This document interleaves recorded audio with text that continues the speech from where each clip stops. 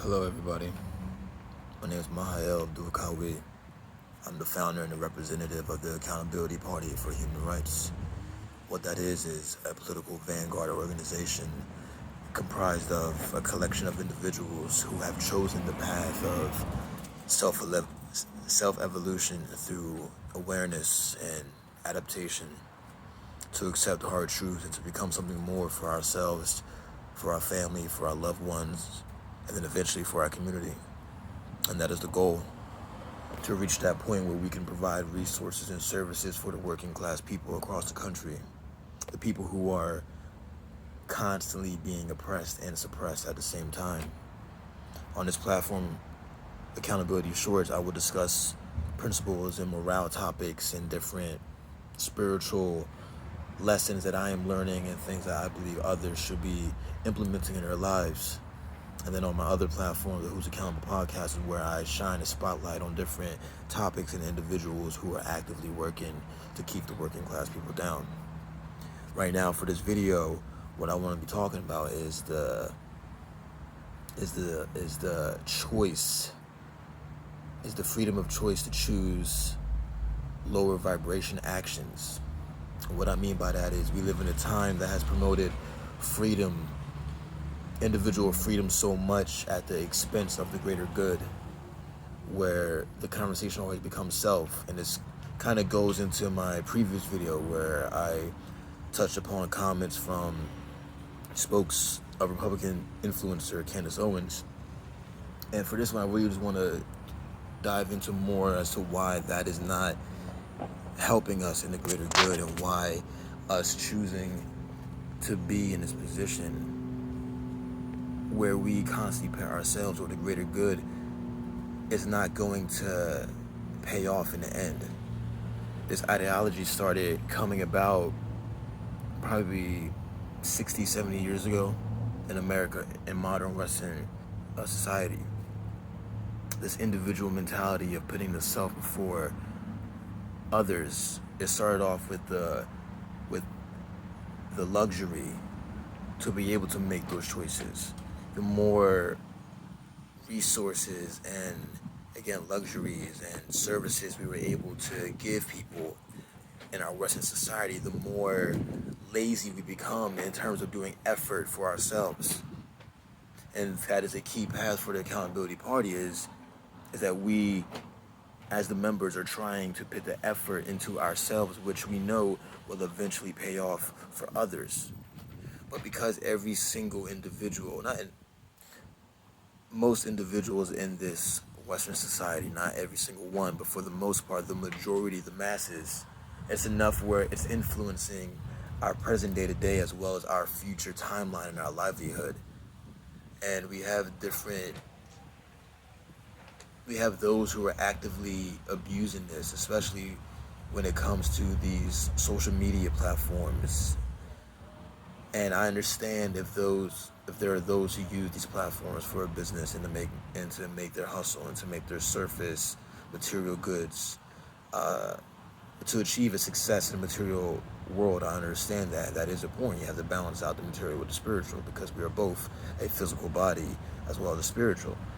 But to do it for the sake of your ego, to just put your soul and your being into these platforms as if they make up who you are, is really playing effect into how we treat each other in real life.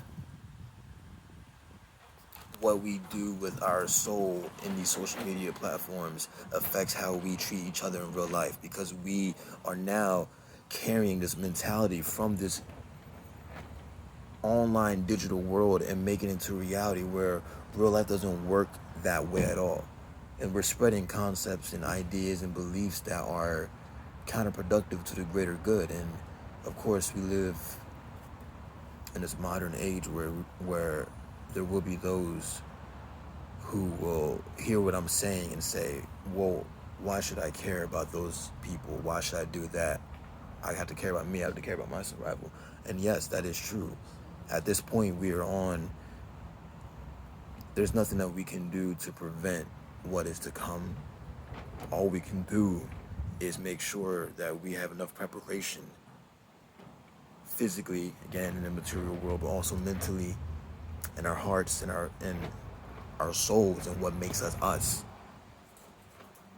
And we keep allowing, and I shouldn't have to say it, I don't want to be a party pooper when I speak these words, but I'm speaking these words is because there hasn't been a there has been a wave of active speakers saying this. There's been individuals, but not enough where people are hearing it.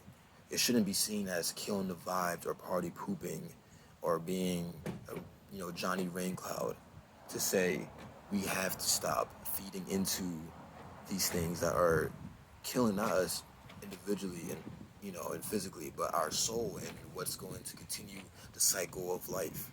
Because every time we feed into these things, the powers that be, whether it's a country or an agency or a political party, these influencers, whether political, entertainment, sports, whatever it may be, they're not looking out for you. They're looking out for themselves, and they're using their position, their American idolism, because we live in a time that praises these false idols.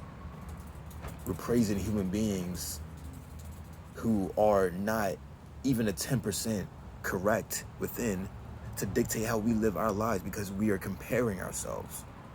Competition is a good thing, but comparing ourselves is you're comparing yourself when you're a broken person is only going to lead to more brokenness or more pain. And that's what we have in our current society. We have an ego that is based off of this power flex instead of righteously having power through the individual people that it is looking out for. It is seeking it by destroying those people. And it's spread through ideals and, through these trends and through these topics. And you see it between people who are dating. You see it between families. You see neighbors now. It's just a clash because